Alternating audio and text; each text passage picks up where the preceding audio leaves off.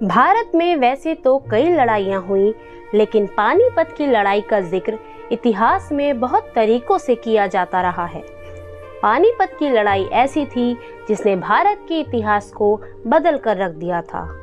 दिल्ली के तख्त के लिए हुई पानीपत की लड़ाई के बारे में ऐसा कहते हैं कि इस लड़ाई में भारतीय राजाओं की जीत होती तो भारत में विदेशियों की सत्ता स्थापित नहीं होती, परंतु यह दुर्भाग्य ही था कि शक्तिशाली होते हुए भी वह लड़ाई कुछ कारणों से हार गए। आइए जानते हैं पानीपत की 3 खास लड़ाइयों के बारे में। पानीपत की लड़ाई हरियाणा के पानीपत नामक स्थान पर हुई थी। पहले इसे पांडुप्रस्थ कहते थे, जो पांडवों के 5 गांवों में से एक था। पानीपत वो स्थान है जहां 12वीं शताब्दी के बाद से उत्तर भारत के नियंत्रण को लेकर कई निर्णायक लड़ाइयां लड़ी गईं। वर्तमान हरियाणा में स्थित पानीपत दिल्ली से करीब 90 किलोमीटर दूर है। पानीपत की पहली लड़ाई 21 अप्रैल 1526 को दिल्ली के सुल्तान इब्राहिम लोदी और बाबर के बीच हुई थी। इस लड़ाई में इब्राहिम लोदी और उसके 15,000 सैनिक मारे गए।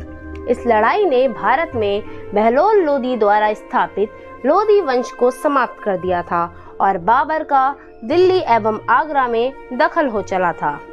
पानीपत की दूसरी लड़ाई 5 नवंबर 1556 को अकबर और सम्राट हेमचंद्र विक्रमादित्य के बीच हुई।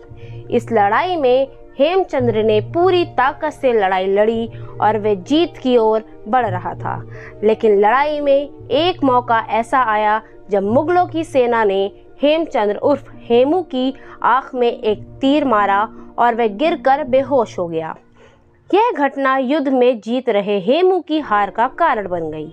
अपने राजा को इस अवस्था में देखकर सेना में भगदड़ मच गई, जिसका फायदा उठाकर मुगल सेना ने कत्लेआम करना शुरू कर दिया।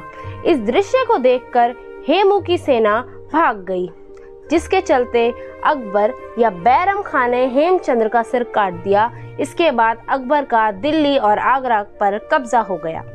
पानीपत की तीसरी लड़ाई 1761 में अफगान आक्रमणकारी अहमद शाह अब्दाली और पुणे के सदाशिवराय भाऊ पेशवा के बीच लड़ी गई थी। इस लड़ाई में सदाशिवराय भाऊ को हार का सामना करना पड़ा। यह हार इतिहास में मराठों की सबसे बुरी हार थी। पानीपत के पहले युद्ध ने एक और जहां मुगल साम्राज्य की नींव स्थापित की थी, वहीं दूसरे युद्ध ने अकबर के करीब 5 दशक लंबे शासन की नींव रखी, जबकि पानीपत की तीसरी लड़ाई ने भारत में अंग्रेजों की विजय के रास्ते खोल दिए थे।